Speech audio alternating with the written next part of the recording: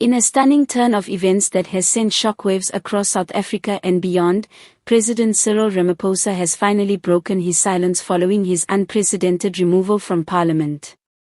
Just days after the humiliating scenes of him being dragged out of the National Assembly were broadcast live, the embattled president stood before a crowd of supporters and addressed the nation in a fiery and emotional speech.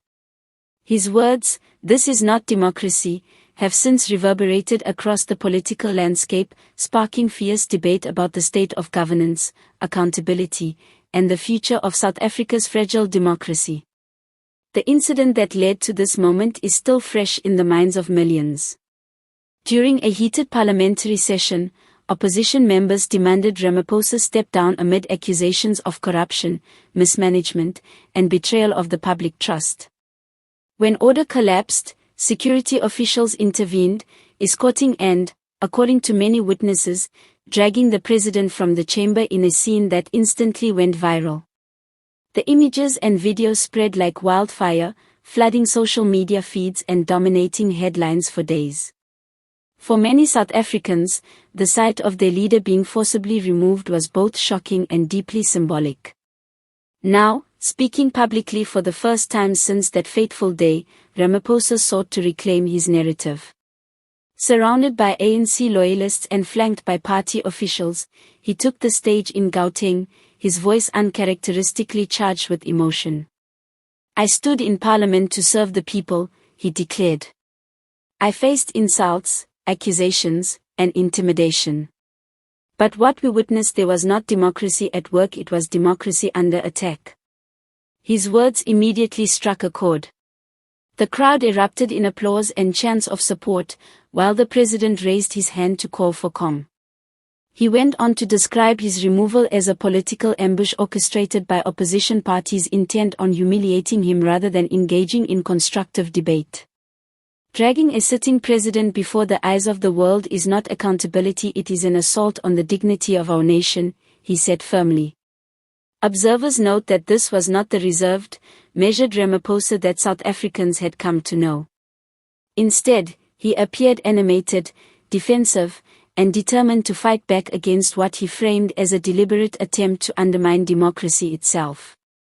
Political analysts suggest his decision to label the incident as undemocratic was carefully calculated, an attempt to rally sympathy and portray himself as a victim of political bullying rather than a leader on the verge of collapse. Reactions to his speech were swift and divided.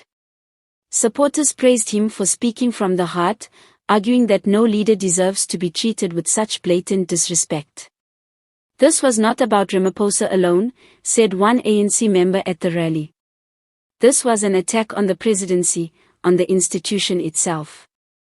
If this can happen to him, what does it say about our democracy?" Critics, however, were far less forgiving. Opposition leaders dismissed his comments as nothing more than political theater. "Democracy is holding leaders accountable," one DA spokesperson countered.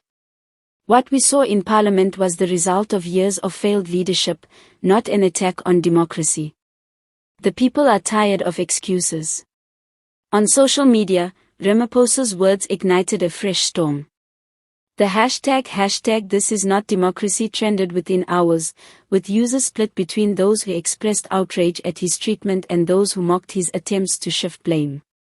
Memes depicting the president's removal contrasted with quotes from his speech, while commentators argued fiercely over whether he had exposed the weaknesses of South Africa's democracy or simply revealed his inability to handle accountability. Political commentators also raised questions about the long-term implications. Some argued that the speech was a last-ditch effort to salvage his reputation and galvanize support within the ANC, which has been under intense internal pressure ahead of the 2026 elections. Others speculated that framing himself as a victim of political persecution could either backfire, making him appear weak, or succeed in drawing sympathy from undecided voters. International observers, too, weighed in. Several foreign news outlets described the scenes of Ramaphosa being dragged out as unprecedented in modern democratic politics, while others suggested his speech highlighted the growing instability in South Africa's political system. Calls for calm and unity were echoed by regional leaders, who express concern about the message such turmoil sends to the continent. What is certain is that Ramaphosa's words, "This is not democracy," have added yet another dramatic layer to an already volatile political climate. Whether they will mark the beginning of his resurgence or the final act of his presidency remains unclear. For now, the nation is left to wrestle with the image of a leader who, once hailed as a unifier and reformer, is now fighting for his political survival. As South Africans debate what democracy truly means, one thing is clear: the events of these past days have shaken public confidence and will shape the country's political narrative for years to come. Ramaphosa's defiance, his humiliation, and his powerful words will forever be remembered as part of this turbulent chapter in the story of South Africa's democracy.